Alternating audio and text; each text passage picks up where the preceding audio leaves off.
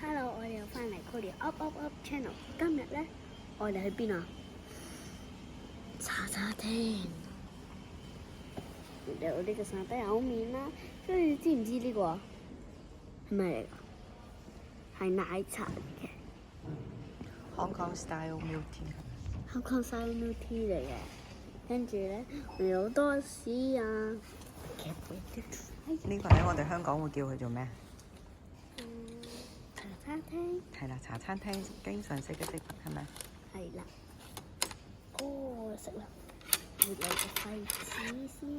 試個筷子先，好，你試下個麵先。好啊。太熱啦！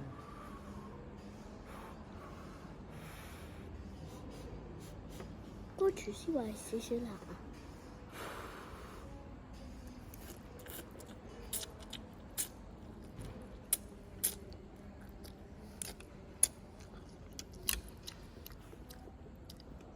辣唔辣？Is it spicy? No. Not spicy。點啊？呢個汁先。得啦。有啲我未食到個味喎。我未食到，我未食到啖。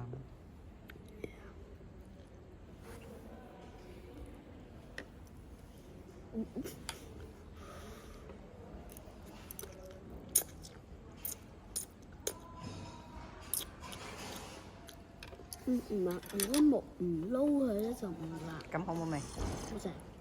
試個牛油多士。試個牛油多士先，睇下脆唔脆先。哇！聽到好脆喎。好脆。好脆。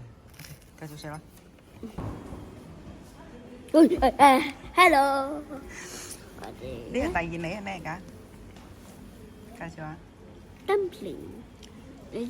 如果你食個 dumpling 咧，就係蝦餃。